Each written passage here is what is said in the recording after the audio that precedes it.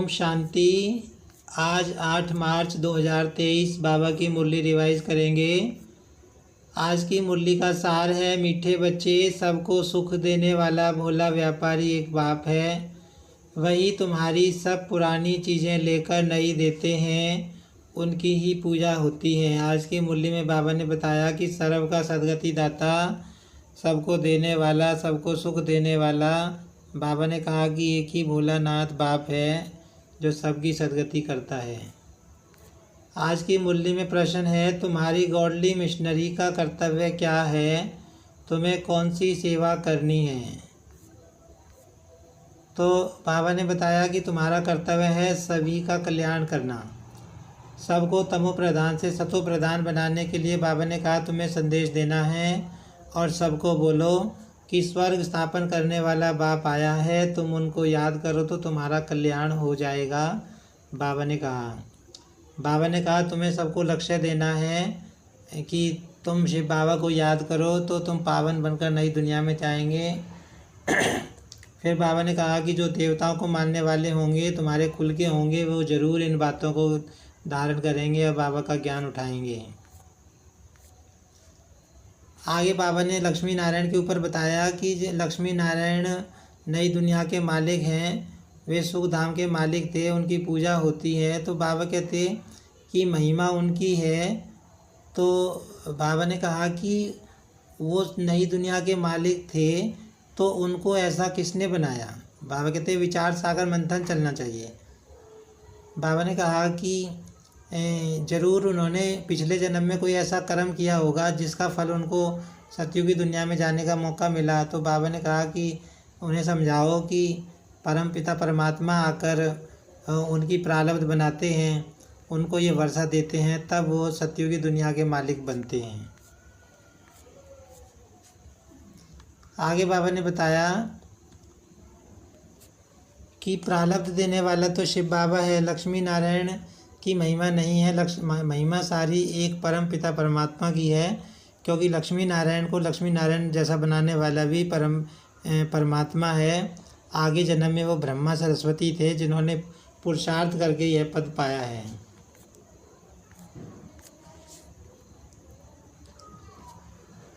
आगे बाबा ने बताया कि माया ने इस समय सबको पतित बना दिया है। लक्ष्मी नारायण जो सतो प्रधान थे, फिर वो चक्कर लगाकर पतित बने हैं। बाबा ने कहा कि भाई हर कोई चाहे कितना ही बड़ा मर्तबे वाला हो, 4 स्टेज से पार जरूर करता है, सतो प्रधान, सतो रजो तमो। बाबा कहते इस समय सब पतित हैं और ये पतित दुनिया है। पहले सब बाबा कहते ये आत्माएं सुख में थी और अब पतित बनकर यहाँ पर हैं। आगे बाबा ने बताया कि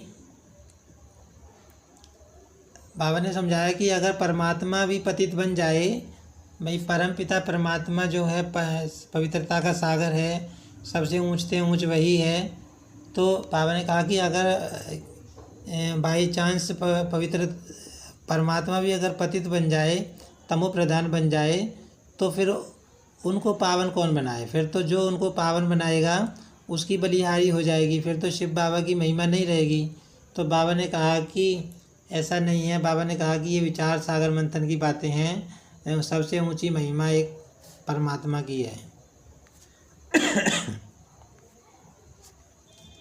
आगे बाबा ने बताया कि इस समय तो सब पतित हैं, तमो प्रधान अवस्था में हैं, तत्व खानियाँ प्रकृति सब पतित बन गई हैं। पहले नई चीज़ें थी, अब पुरानी हो गई हैं। बाबा ने कहा कि वहाँ सतयुग में जो अनाज फल फूल होंगे वो भी बहुत अच्छे होंगे, और यहाँ तो बाबा ने कहा सब पतित है, तमो प्रधान बन गए हैं।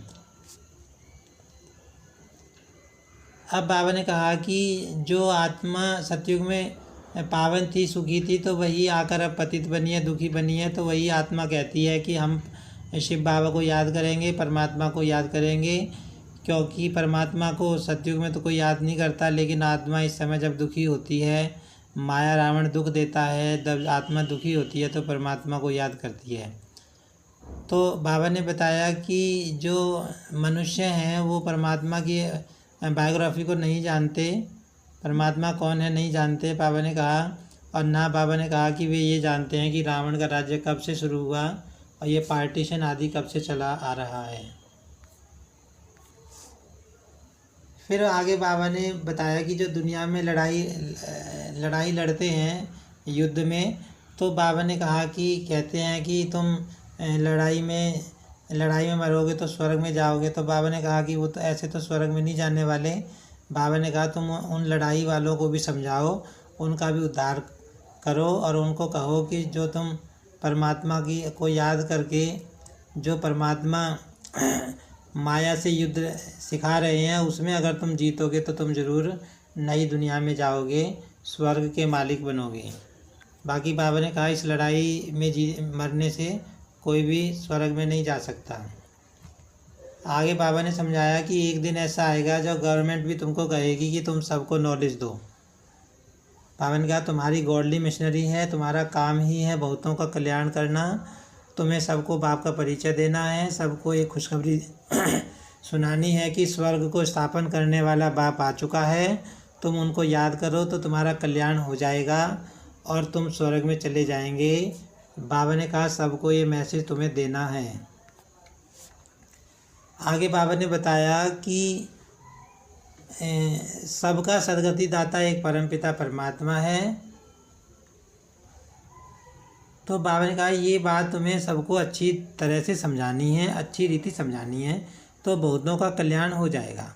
बाबा ने कहा ये बताओ उनको कि जो बाप है स्वर्ग का रचने वाला है वही पतित पावन है और वो इस समय आया हुआ है, तो उनकी श्रीमत पर इस समय चलना पड़े। तो बाबा ने कहा जो लायक होंगे वो बाबा की श्रीमत पर चलेंगे और अपना कल्याण करेंगे। बाबा ने बताया कि जो तुम ज्ञान सुनाते हो तो तीर उनको लगेगा जो हमारे कुल का होगा, जो बाबा का बच्चा बनने वाला होगा, स्वर्ग में जाने वाला होगा। बाबा ने कहा कि तुम्हारे ज्ञान बाण आत्माओं को लगेंगे, माना जो तुम ज्ञान सुनाते हो। और बाबा ने कहा तुम्हारे अंदर जौहर भरता जाएगा, माना तुम्हारे अंदर रूहानियत बढ़ती जाएगी। जो तुम किसी को ज्ञान दोगे तो सामने वाली आत्मा अगर देवी कुल की होगी तो उसको ज्ञान जरूर टच हो जाएगा। फिर बाबा ने बताया कि उन्हों को ये समझाओ कि जो ये परमात्मा युद्ध सिखाते हैं माया से, इसमें जीतकर आत्मा नई दुनिया स्वर्ग में जाएगी। बाबा ने कहा मैदान में लड़ने से कोई स्वर्ग में नहीं जाएगा। फिर आगे बाबा ने बताया कि तुम्हारे पास ढेर के ढेर आएंगे, भगवान के दर पर भक्तों की लाइन लगेगी, मच्छरों मुआफिक बहुत आत्माएं आएंगी। और बाबा ने कहा किंग क्वीन और प्राइम मिनिस्टर के पास भी इतनी भीड़ नहीं जाती होगी जितनी भीड़ तुम्हारे पास आएगी, और आत्माएं आके अपना वर्षा लेंगी जिनको वर्षा लेना होगा। आज की मुरली में धारणा के लिए सार है, ब्राह्मण सो देवता बनने के लिए स्वदर्शन चक्र का और मन मना भाव का अर्थ बुद्धि में यथार्थ रीति रखना है, सबको लक्ष्य देने की सेवा करनी है।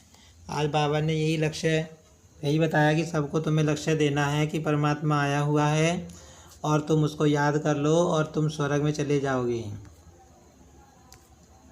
बाबा ने कहा माया पर जीत पाने के लिए विचार सागर मंथन कर ज्ञान की गहराई में जाना है और ज्ञान रतन निकालने हैं।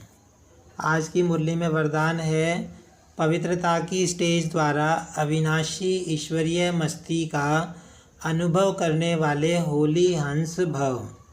तो आज के वरदान में बाबा ने बताया कि होली पर सभी बड़े छोटे के भान को भूल आपस में एक समान समझ मस्ती में खेलते हैं, दुश्मनी के संस्कार भूल मंगल मिलन मनाते हैं, यह रस्म भी अभी की है। आप बच्चे जब होली अर्थात पवित्रता की स्टेज पर ठहरते हो, बाप के संग के रंग में रंगे हुए होते हो, तब ईश्वरीय मस्ती में देह का भान व भिन्न भिन्न संबंध का भान, छोटे बड़े का भान विस्मृत हो एक ही आत्म स्वरूप का भान रहता है।